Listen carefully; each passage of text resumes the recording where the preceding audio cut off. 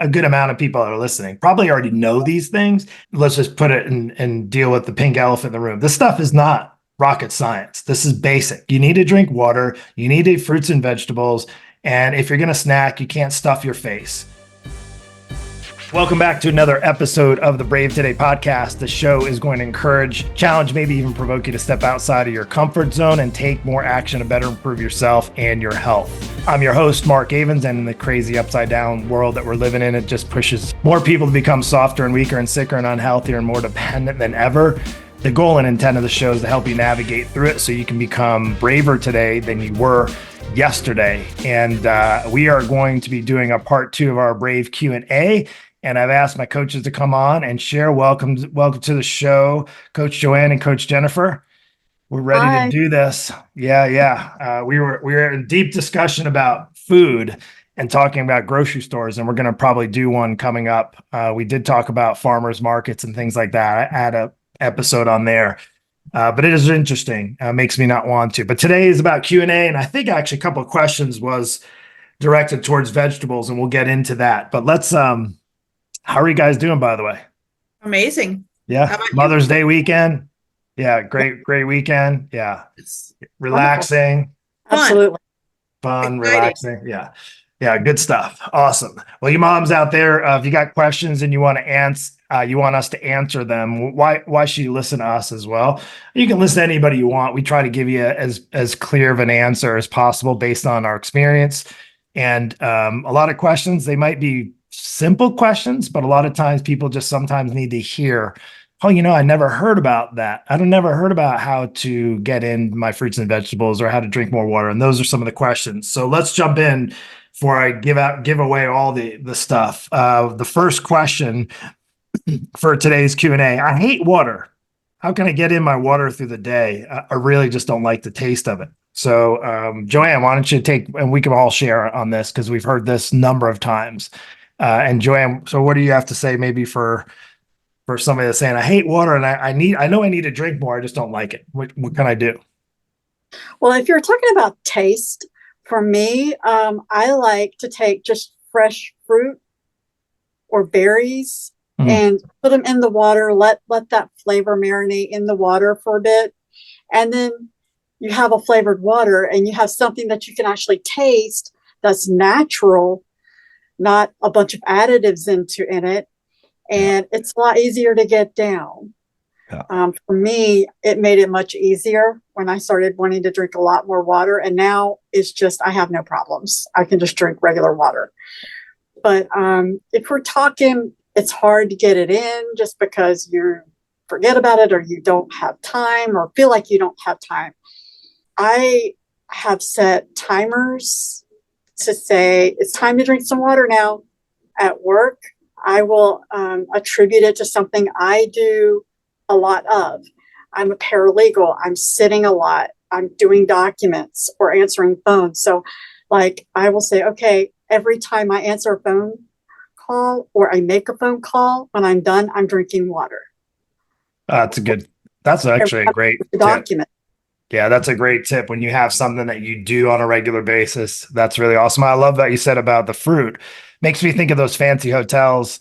I remember going to just in some conferences and even just going into some of these fancy hotels just to check out like their lobbies and all that stuff. And you see them, they have the big water cooler and they have like fresh fruit and it's kind of lined around it. I remember made me think of a trip Nicole and I took to Chicago, and we stayed. It wasn't really that fancy actually, but they had a really fancy water fountain, like a water filter, and they even gave you like cups like from the hotel and stuff that had it, but it had fruit. It was so good. It tasted. It was like mint, cucumber. There was like all different things to make this. So you don't have to just do fruit. You can kind of mix it up and do some different things. I think that's a great idea. I love cucumber. Yeah, awesome. How about you, Jen? Well, the short answer is you just got to do it. I mean, there's no other way to put it out there. Make it a habit. Yeah, you got to make it happen. And I've actually done that, like little challenges for myself. Like I love coffee. So in order to drink my coffee, for every cup of coffee I drink, I have to follow it with a bottle of water, which a bottle of water is 16 ounces. So you figure what, a 12-ounce coffee cup equals 16 ounces of water, and it's not an option. That was one way I had broke myself into drinking more water, was by anything other than water, added water to my already 100 ounces. Yeah. So if I drank 100 ounces of water and I wanted a cup of coffee, that means I have to drink 116 ounces of water, plus that cup of coffee. So now you're looking at, loading your bladder up, which a lot of women get panicky about. Oh, well, when can I stop to go to the bathroom? You got to throw that out the window. Just go to the bathroom. It's a thing of life. Everybody does it. Yeah. And if somebody is upset with you for taking time to go to the bathroom, that's their issue, not yours, because it's a healthy thing to have. The spa waters, like you were talking about, those are ways to get electrolytes in, and flavor. Sprinkling a little bit of pink salt or melted salt in helps with electrolytes, and especially coming into the summer season. You're going to not only lose water hydration through sweating, but you're also going to lose a lot of minerals through sweating. So putting a little pinch of salt in there changes it up, especially if you're already having flavors like lemons and limes and mints and stuff like that. When you put a little pinch of salt in there, it doesn't make your water salty, but it can bring out the flavor. I say it makes the cucumbers cry, so that they bring out more flavor into your water. So yeah, that's awesome. And the initial questions, the statement before the question was, I hate water. Like, well, the big reason why we're talking about it is because it's a big part of getting results. So do you hate water so much that you're going to hate the results that come with you being dialed in with your water? I personally, I think that's an easy answer, right? Like, I'll drink water all day if it's going to help me get better results. If water is going to help you get better results and faster results, maybe even curb your appetite and even help you digest your nutrients in your body and absorb and have your skin look healthier, that's just all the way around winning. So you're going to have to learn how to love water instead of hate it. That's just it, is discipline. All right, next question. Let's go. I just can't eat vegetables. What can I do? I just can't eat them. I just don't like them. Essentially, what can I do to help make this easier? Because we all know vegetables, right? Let's just first say we all know vegetables are good for you, provided we know where they're coming from and, we don't have a bunch of chemicals all over them, right? And that's a whole nother conversation for another episode. But let's just say you're able to get fresh vegetables, but you can't eat them. Like, what do we say to that person? Find new ways to prepare them. Those who've been around for a while know that I say, when I met my husband, he was a meatitarian and I was a vegetarian. And through the years, I've learned to eat more meat. And sorry, I'm getting a hot flash. It happens. But I tend to get more meat now, and he eats more vegetables. But what I did to bring vegetables in acceptable to his palate was I found different ways to prepare each vegetable. Yeah. And How sometimes about give an example, just so the listeners can, like, for example, what was something that worked for you? Roasting carrots instead of sauteing them in a pan or boiling them and making them into mushy carrots. I roast them with ginger and a little turmeric and a little onion powder on them to give them a total different flavor. And Awesome. he likes them that way. If you like spicy, put a little cayenne pepper on them. Really good. If Brussels sprouts are roasted correctly and not covered in syrup and sugar and all those stuff that you see at the restaurant, you can actually make them really good with olive oil, salt and pepper, roasting them versus, again, boiling them and making mushy little cabbage heads that he wasn't fond of. He grew up, in fact, this weekend, it was a big family camp out, and we talked about his mother used to make a broccoli dish that everybody in the family ate except him, because he didn't like broccoli. Well, now he eats broccoli probably 3 times a week because of the way it's prepared, and it's not mushy or anything like that. So he missed out on many years of his mother's favorite broccoli dish that the family loved, because he didn't like broccoli and he never took the chance to see if his mom knew how to cook it in a A way. different way. Yeah. Yeah. I mean, I like veggies like roasted vegetables are really good. Salt and pepper, a little olive oil. I mean, one thing I mentioned, actually, we talked about it before. Kale, we used to get delivered produce from like a farmer's market place in Florida, and they deliver it to our house. And I remember it was just what was seasonal, and a lot of times we get kale, and like at first we didn't know what to do with it. We tried it, we put it in a smoothie. It was disgusting because you blend it up, but it was still too gritty for us in a smoothie. But then Nicole found a recipe to make kale chips. And of course, you can buy them in stores now too, and they have probably junk all over them, but you can make them in your home. And it was so easy to do. And it was like, and our kids were little and they gobbled it up, making some kale chips. And it was literally just olive oil and salt. I think maybe a little pepper on there, but that's it. And then you just roast it in a pan, which is awesome. How about you, JoAnn? Yeah. Going back to just one little thing about what Coach Jen said is I love to grill vegetables. You can get little Yeah, pans. grilling. You can buy pans. They're usually square and they have small, teeny holes in the bottom of them. You stick them on the grill. You still get that smoke and that grilled flavor. Yeah. They're awesome. Yeah, it's Love- I like grilled vegetables, but I like them right away off the grill. I don't Yeah, like them later on down the road. I got to eat them like right off the grill. yeah, That's just maybe my personal. I'm sure they're good. You can grill them up and then put them in a salad or something, chop them up and put them into a salad, make them over yeah, roasted vegetables or grilled vegetables and mix them in yeah. with good stuff. Awesome. Let's do the next Okay. question. So this one's about snacking. When trying to lose weight, is it okay to snack? If so, what are some good options for snacking? Well, we just talked about the veggies, of course. So that's an easy one, just a segue from our last question. But what would you say for some snacks, JoAnn, would be a good option Yeah. for people? For me, it's always like the veggies or fruit. Veggies, I just cut them up. I make just like Greek yogurt. I will put Greek yogurt in a bowl and just dip veggies in Greek yogurt like I'm dipping it in salsa or dressing or some luscious Ranch sauce. dressing, yeah, Yeah, high calorie. Do a low calorie and yeah, a Greek, yeah, good stuff. Greek absolutely. yogurt, yeah, Um, awesome. Get some fruit, protein in there. fruit with just little slices of fruit with just a little bit of like peanut butter. I'm not talking, don't dip a big old spoon in there and go plop. I'm just like a little tiny smear on it. Yeah, And love it. those are awesome. Nuts. I love nuts or like sunflower seeds, things like that. I love to snack on those. Good stuff. Good stuff. Yeah, and I think with snacking too, just be mindful of that they still are counting as calories. So I think people they'll eat healthy and they'll eat a normal amount of calories, but then they'll snack. You know, the hard thing is let's just say this person's trying to lose weight, and the majority of people come to us and they're trying to lose some weight, get in shape, so forth, so on. And as they're trying to lose weight, they got to realize that from what they're accustomed, their body's used to feeling, they're going to be hungry. Like that's just the bottom line. Like, I'm sorry, but you've been stuffing your face for 20 years. Now it's time, for a lack of better words, is that now you're not. So your body has to go through the changes as you start to eat less, you're going to be a little bit hungry, and that's okay.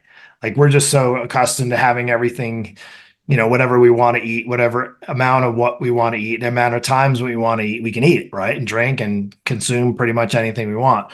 So I would just be careful with the snacks. Although the snacks, there's lots of options. I think Jen may have one or two as well for you. And I notice when I snack more, I tend to eat more though, and I tend to add on calories. When I tend to lay away and like just stick to like meals, 2 to 3 meals a day, and just kind of be on that, drink plenty of water through the day, then I'm usually good to go. But when I start to like pick and snack and working from home, it's easy to do. I tend to eat more throughout the entire day. And if I look at my kind of overall consumption for the day, I definitely eat more when I snack. I don't eat less. If you eat small meals and snack through the day, that doesn't work for me, at least for me personally. Yeah. What about I you, try to Jen? plan a Okay. snack. If I Yeah, want, like I'm gonna want snack, I try to plan it into my meals plan for it the day. ahead of time. Yeah, not just when Mhm. you're hungry. Then, oh, I just need to eat a snack. Yeah. Well, first thing that I would say is if you're feeling snacky, you probably want to drink at least a glass of water first, because your brain might be saying I feel snacky, but the truth might be you're dehydrated. So that's a big thing. And as far as snacks go, I do a lot of probably is, I sound like a broken record when I say this, chicken. So I cut up my chicken and I'll make little chicken strips that are planned for a meal. And sometimes if I just feel like, okay, I feel like I'm going to eat my arm because I'm that hungry, then I will grab one of those little strips of chicken. Now you're talking something the size of a pinky finger. Not, I'm not eating a whole meal, and just to pop it in my mouth to satiate, and then follow that with more water. Um, and that will usually tide me over. You're talking, there can't be more than, a few calories in that Yeah. piece of chicken. And you're getting protein at the same time, which for most people are not eating nearly enough protein in their diet, especially if they're trying to get in better shape and they're working out and stuff. So that's kind of like Coach JoAnn said about pre-planning your snacks. Make sure that what you have in your refrigerator or your pantry is things like, pre-cooked chicken already set to the side, little cherry tomatoes or the little grape tomatoes, one or two of those. Again, when you're thinking snack, you shouldn't need to pull out a plate when you're creating a snack, because that at that point it's no longer a snack. Now you're having a meal. So if you're talking one or two grape tomatoes, a little piece of chicken, you're literally talking 2 to 3 bites of food, and that is what I would consider a snack. If you're anything more than that, it's a meal. You mean like not having a bag of or a bag of Oreos out, like in sleeves of Oreos, and just sitting in front of the TV eating those, or a bag of chips, big giant extra large bag of chips? No, not even the baked ones, because the baked chips are They much. still have calories in them too. They're not any better. In fact, they're probably worse because they're probably more processed, at least from So, what I've yeah. learned. But a good rule of thumb in my book for a snack is if it fits in your hand and it's only like 2 to 3 bites, then it's a snack. Anything more than that, like if you say, well, it's a half a peanut butter sandwich, okay, that's not a snack. That's, you're on a meal at that point, because first of all, it's going to be more than 2 to 3 bites. Unless you take really huge bites. Second of all, it's your processed Wonder Bread. Think about your kids, and all the sugars in the peanut butter. It's not going to be good for you. So again, like Coach JoAnn said, pumpkin seeds, sunflower seeds, peanuts. If you want peanut butter, have some peanuts. It's better for you, less processed, walnuts, things like that.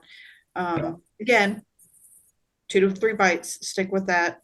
Or another phrase of saying it is the mom tax, just something small to tide you over until your next meal. Yeah, and then some of these sound pretty basic, and they are. I think for some of people that are maybe listening right now and you're watching, you might be saying, well, yeah, I already know that. Well, then you got to do it. Like if you already, I would imagine a good amount of people that are listening probably already know these things, because it isn't rocket science, right? Let's just put it and deal with the pink elephant in the room. This stuff is not rocket science. This is basic. You need to drink water. You need to eat fruits and vegetables.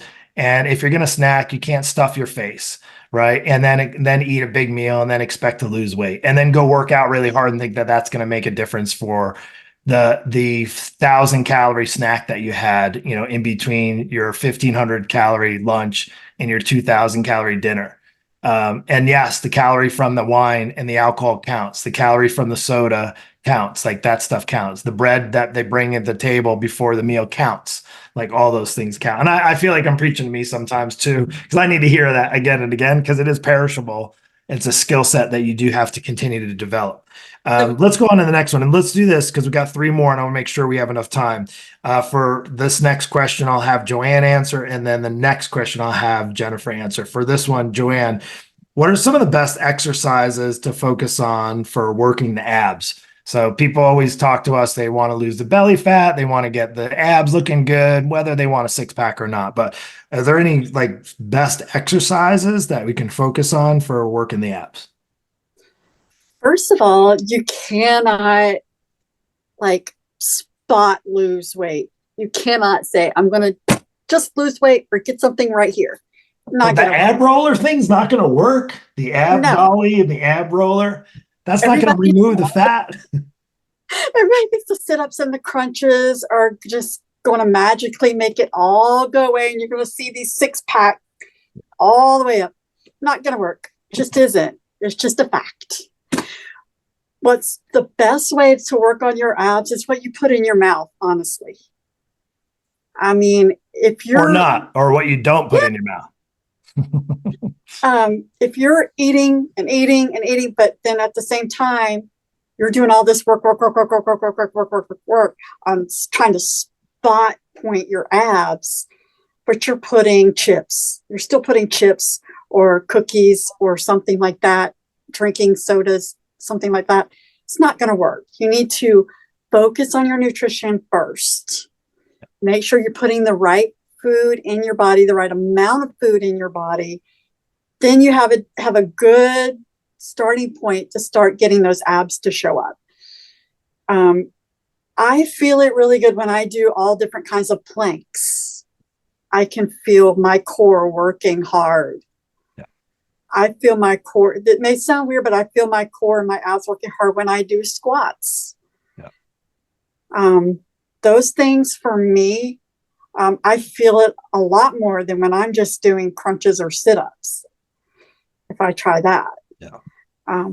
Yeah, and I have to agree with you with the exercises. You know, if we are asking specifically, the bigger, like plank works your whole body, right? And the plank, just for the lack, you basically look like you're in a push-up position, and you're instead of on your hands, well, you can do a push-up plank, but also most planks, traditional plank is from a forearm, and you're just basically assuming a push-up position and holding it. But all your muscles are working: your arms, your shoulders, your legs, your hips, your glutes, your abs. And what's really good about it, it's a good bang for buck exercise because it will work your abs, but also get everything else working at the same time. Squats, same idea. When you're working squats and doing weights, you're using a lot of muscles in your body. So what's really good about those exercises, aside from like what JoAnn said, feeling the abs, it's actually really good to help you burn calories, and it's going to help you build muscle. And both those things are going to get you closer to getting a tighter toner stomach area. So that's really, really valuable in that. All right, let's go to the next one. This one we have happen all the time. This comes up all the time with our clients. How do I shut my brain off at night so I can go to sleep? So we have lots and lots of people that just have a hard time turning off at night. They're just mind's going and going and going. I typically don't have that problem, but when I've had that issue come up here and there, thinking about so much stuff, and it's awful feeling. It's just the worst feeling ever. So I understand for those of you that maybe have this, where your brain is having a hard time shutting off, how hard it can be for you to not, and we know if you're not getting good sleep or if you're not able to go to sleep, it's hard for you to really get the benefit from the sleep, which really helps with your results, helps you get in better shape, helps you recover from the workout, helps you digest and all your nutrition that you ate throughout the day, those healthy snacks, that's going to help process through your body at night when you're sleeping, which is really good. So Jen, we have had that come up. What would you say to somebody who's having a hard time shutting their brain off at night? First of all, we have to turn the technology off. Yeah, 100%. It has to go away. But you can't say, okay, well, I want to be in bed at 10 p.m. I'm going to turn the phone off at 9:45. No, you got to turn off sooner than that. I think the science says 30 minutes, but at least 30 minutes. I think that you should turn all your electronics off about an hour before bedtime. Yeah, and the blue light, and that makes it harder when you have that open and unlock, or on your computer. So phone and computer both. And all TV, technology. Yeah, and TV. All of that stuff. Another thing that can help is, and we've really dialed in on this one for our own family. We have typically what you would call a reading light or a desk light, a really low bulb that we don't even turn on the bright light in the bedroom. When we're heading into bed, we turn on the reading light and keep all the lights low as we're brushing our teeth. You know where your mouth is. You don't have to have a bright light to see every nook and cranny. You know where your bed is. You know where your pajamas are. You don't need bright light to get ready for bed. So when you're dimming the lights, it helps trigger your brain that, okay, it's time to close our eyes now because there's not a lot going on. Exercise, get your workouts in during the day, get stuff going, like exhaust your body during the day, because a tired body is a body that wants to be at rest. Yeah. So these are things, and then your mind, if there's something that's really weighing on your mind, write it down. And, we call it journaling. And a lot of times we get people say, well, how do you journal? What do you write down when you journal? You write down your thoughts, and it could look like, kindergarten bubble map where it's like pictures or doodles or anything like that. There's no right or wrong way to journal, but basically what you need to do is get those thoughts that are just kind of intrusive and keeping you from going to sleep out on paper, and know that once you put them on paper, you're not to think about them again till tomorrow. And sometimes if you want to be productive with that, write down, tomorrow I will, and whatever it is that's, I got to get the, car inspected for, to pay that. Okay, write that down. Tomorrow I will get the car inspected. Tomorrow I will go to the grocery store. Tomorrow I will check my son's homework, or whatever it is you need to do. And that way you're starting it with tomorrow, which means not tonight, not right now. It's not going to change anything. Wait till the morning to try and just dump it out on paper. Those are my suggestions. Yeah, those are great. So just to recap on that is turn off your technology, the light, be mindful of your lighting and how much bright light you have. And then the one be between be physical during the day. Physical. Yeah. The physical. And then the last one that you just shared. Dump everything down on paper. The intrusive thoughts that are in your head. Journal Yeah. it. Dump it all. Get it. All the junk that you didn't get done during the day, or you're pissed off about, or you got distracted. Write that all down, and don't write it on your phone because you're trying to keep your phone off. Actually, get a journal. Have yourself a notebook, or even a yellow pad is fine, or any kind of journal. Hand write it like old school. Go back to old school. Some of the old school is kind of like push-ups, right? Push-ups will never go away. They're really good. There'll be an exercise that'll be really good for a human being. Forever and ever and ever, been around for a long time. If it's not broke, don't try to fix it. So I do want to say one thing. We all remember the 1970s Arnold Schwarzenegger. Yeah. And he had all those big muscles. He didn't do those on the fancy machines with the cables and this and that and other. He did it with old school workouts, the old school gym, the typical what they would have said men's gym type stuff. Yeah, bodybuilder. Yeah, traditional strength training stuff. Yeah. You Nothing don't need fancy. all the bells and whistles. Good stuff. Let's do the last one, and we'll do a rapid fire on this one. So JoAnn, what's better? Then let's make this like quick, like rapid fire. What's better, cardio or strength training for losing weight? Well, cardio, you're going to lose weight. Strength training, you're going to burn fat. So what's more important to you? Do you want to lose weight, burn fat, or you want to combine them and get an all-around great workout and look?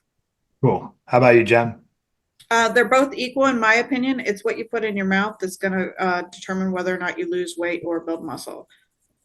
Yeah. And my answer as far as what is better, cardio or strength, to be honest, both. They're both really good to lose weight. But if it's not combined with all the rest of the stuff, then you're wasting your time.